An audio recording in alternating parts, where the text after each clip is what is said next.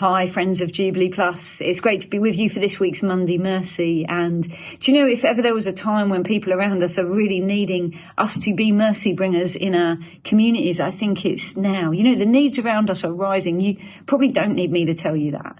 I can give you stats. I can tell you pasta's gone up by 60%. Tea has gone up by 46%. Lots of other food, milk, tomatoes, egg, cheese, meat. A lot of the staple foods, not luxuries, but essentials, kind of basics, have gone up massively in price. Food across the board's gone up by 17% over the last few months. My own energy bills have gone up 164%. In October 2022 compared to October 2021. I'm sure it's the same for you, that you've seen that in your bills, you've noticed it. Maybe you haven't even turned your heating on yet. I've been trying to use mine less, but I've definitely needed to turn it on as it's getting colder now. If you've got a car and you filled up petrol, you'll have seen that escalating cost as well, and the uncertainty of it all and everything around us fluctuating, but actually the trend being that everything is costing more. And so, you know, we're in a cost of living crisis. We all know that. We're becoming familiar with that sort of language. So what does it look like for us to be a people of mercy as we go into what looks like it's going to be a pretty bleak winter for many?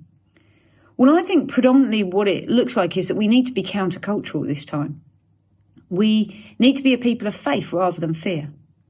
And so for me, I read the headlines, I'm looking at the news, I'm seeing the prices escalate, and it's easy for fear to come in. And sometimes it's fear for my own finances or, my family or my friends. But sometimes it's fear, Lord, how are we going to meet all the needs around us? We were already just about keeping on top of them. How are we going to keep going? And so I find myself needing to come back time and time again to be faith-filled through the Bible rather than fear-filled through newspaper headlines. Those headlines are true, they're real, I don't want to ignore them, but I find my confidence, I find my faith in the words of God. And at the same time, we need to go in the opposite spirit in terms of worship rather than worry. I find that when my mind wanders, it often wanders to things that I'm worried about. But actually, more and more, I'm praying, God, would I be someone who, when my mind wanders, it wanders into worship? And for me, that feels like a little bit of a miracle, but I'm seeing it start to happen as I really enjoy my relationship with Jesus, and I enjoy bringing my cares to the one who cares for me. I've been freshly amazed recently and just reminded in my own life that God cares about the details. He cares about my heart. He cares about the things I care about. And how astonishing is that the creator of all things cares about what matters to me? It's mind-blowing. It's wonderful. It's beautiful mercy. And being a people of mercy, so it means, faith instead of fear, worship instead of worry. It also means that we find our joy in Jesus instead of despair at the circumstances around us. There's a lot to be concerned about, and we should be concerned about it. That's right. But we must keep going back to Jesus to find our joy in him, to fix our eyes on him, to find hope in him. He is the hope bringer, and that hope is an anchor for the soul. It's not dependent on circumstances. It doesn't fluctuate with the storms around us.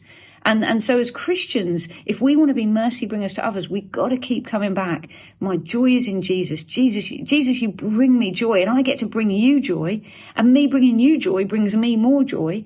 I mean, it's incredible when we really press into finding our hope and joy in the Saviour of the world. And so I think for us, if we want to be mercy bringers at this time, we need to go in the opposite spirit. And so far, the things I've mentioned are all kind of internal things that do lead to outward things. But one of the things I think they need to lead to outwardly is generosity. There could be a temptation right now for us to hold on to what we've got, for us to make sure we're okay. And that's legitimate and that's fair enough. But, I need to make sure I keep my savings. I need to make sure that I keep my possessions. I need to make sure I'm kind of saving up whatever I can, if I can save anything at all, and hold on to it, because who knows what's going to come. It looks like everything's going to get worse. But I believe that as followers of Jesus, we need to step out in radical generosity at this time. We need to give away. We need to be generous. We need to look for opportunities to just be really open-handed. This is a season where our society would probably say, well, hold on to everything with a tight grip. But I believe Jesus is saying, open your hands, give what you've got, give away, be generous, press into faith, press into worship, press into joy, press into hope, and press into generosity. And that is how we will continue and grow in being mercy bringers, even in a bleak winter.